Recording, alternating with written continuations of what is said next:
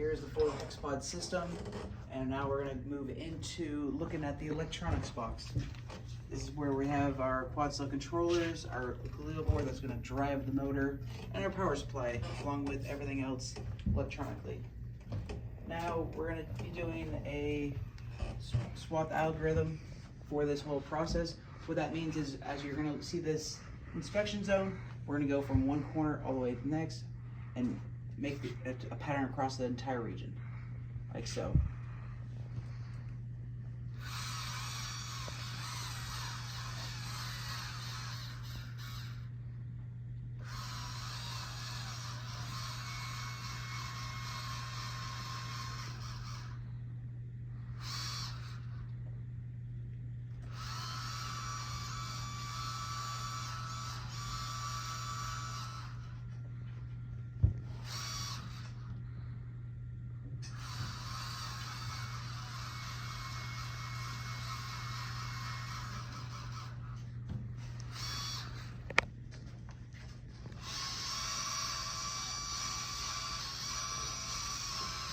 And as you can see at each step, when it's moving across, it's moving about a ½ inch across in order to do the next line.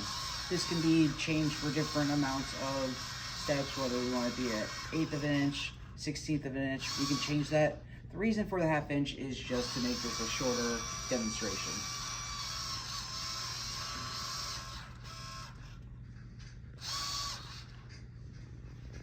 Other parts of this where you may be noticing the motors are kind of stopping there's a little bit of a speed issue where sometimes the motors that are waiting longer takes longer to get over.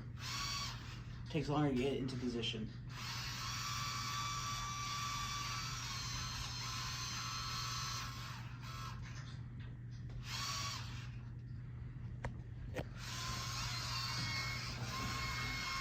As you see now, this is our LabVIEW GUI, which is where a lot of the magic of the system comes into place.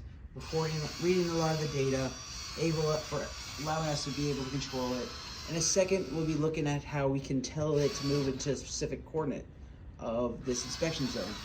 After the swap algorithm finishes, we will be able to tell it to go into specific points and read the quad cell data and output some meaningful numbers. So it should have one more to the left, and then finally all the way to the end, and that should be where we stop.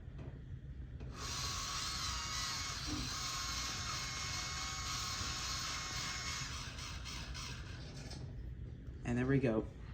So now we're going to do real quick, we have a button called Rehome. We're just going to press that to get us back to our 0, 0 position. We also could just insert the coordinates 0, 0 to make it, but this is we have a button, just make sure you go back. And now we're going to choose a coordinate. We're going to choose, let's go 2.25 and 1.5. That should get us in the upper quadrant of the inspection zone.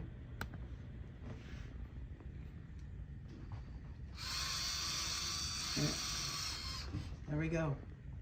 If we wanted to try and capture this quad cell data, we'd keep it we'd move it into, 1.75 roughly X, just as a guess. And then as we can see here, our y-axis is right through the middle here. And so we want to go into the negative. And so we're gonna guess negative 2.25.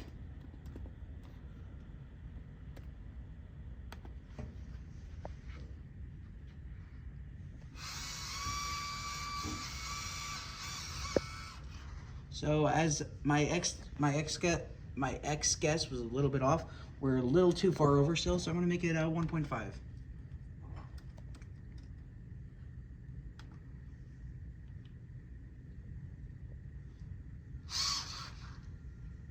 And we're still a little bit off. We'll drop it down to 1.35.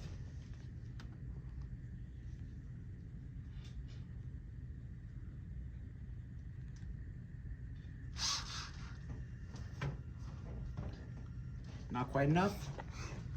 You can go. Let's go.